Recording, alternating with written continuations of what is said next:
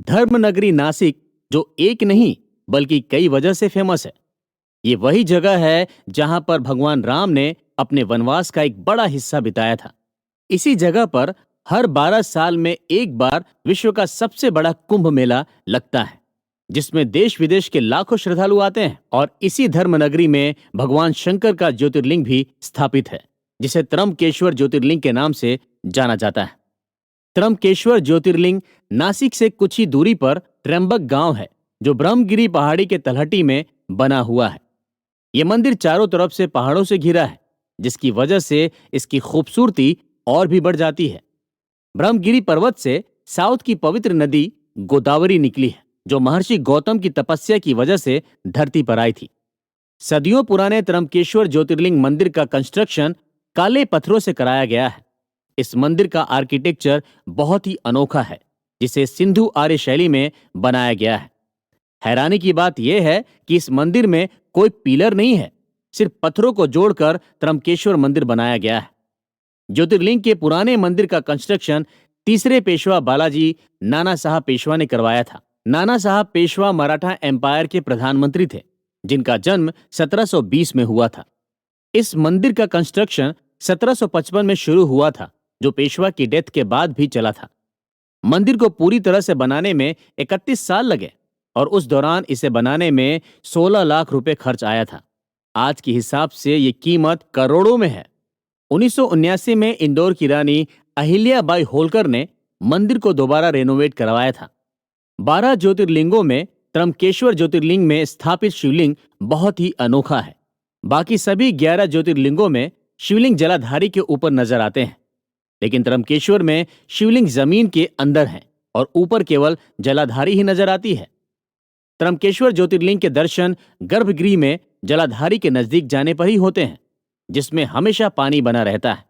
गौर से देखने पर जलाधारी के अंदर आंख की तरह एक एक शिवलिंग नजर आते हैं, जो ब्रह्मा, विष्णु और महेश के अवतार कहे जाते हैं।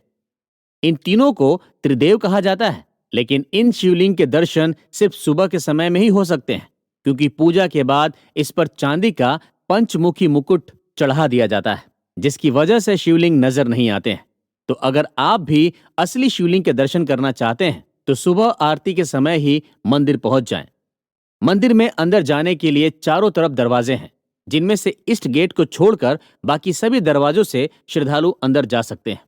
बाबा महाकाल और ओमकारेश्वर ज्योतिर्लिंग की तरह ही हर सोमवार त्र्यंबकेश्वर महादेव की शाही सवारी निकाली जाती है। त्र्यंबकेश्वर ज्योतिर्लिंग के पंचमुखी मुकुट को डोली में बैठाकर गांव में ले जाया जाता है।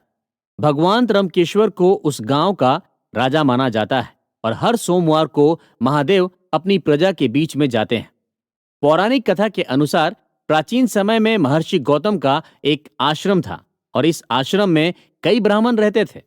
आश्रम में रहने वाले ब्राह्मणों की पत्नियां ऋषि गौतम की पत्नी अहिल्या से किसी बात पर बहुत नाराज हो गई थी और उन्होंने अपने पतियों को इसकी शिकायत की और ऋषि गौतम के खिलाफ उनके कान भर दिए। ब्राह्मणों की पत्नियों ने ऋषि गौतम को अपनी पत्नी अहिल्या के साथ आश्रम के बाहर निकालने के लिए कहा। तब वे सभी ब्राह्मण भगवान गणेश के पास पहुंचे और उन्होंने गणेश जी से प्रार्थना की कि वो ऋषि गौतम को किसी भी तरह से आश्रम से बाहर कर दें। उनकी बात सुनकर गणेश जी ने सभी ब्राह्मणों को बहुत समझाने की कोशिश की, लेकिन वे नहीं माने और लगातार यही बात कहते रहे। तब गणेश जी को उनकी बात माननी पड़ी और अपने भक्तों का मन रखने के लिए वो एक बीमार गाय बन गए और ऋषि गौतम के आश्रम में जाकर रहने लगे। उस गाय ने खेतों में घुसकर फसल खाना शुरू कर दिया। तब ऋषि गौतम वहां पहुंचे और एक तिनके के सहारे से गाय को खेतों से बाहर करने की कोशिश की, लेकिन जैसे ही वो तिनका गाय को लगा वो मर गई और ऋषि गौतम पर गौ हत्या का आरोप लग गया। आश्रम के दूसरे ऋषियों ने ऋषि गौतम को आश्रम से निकाल दिया। इस घटना से वो बहुत दुखी थे। ऋषि गौतम अपनी पत्नी अहिल्या के साथ आश्रम से निकल गए और वहां से थोड़ी दूर जाकर रहने लगे, लेकिन वहां भी उन ब्राह्मणों ने उन्हें चैन से नहीं रहने दिया। उनसे वेद पाठ और कर्मकांड के हक छीन लिए गए। गौ हत्या के पाप से बचने के लिए ब्राह्मणों ने उन्हें धरती का 3 बार चक्कर लगाने के लिए कहा।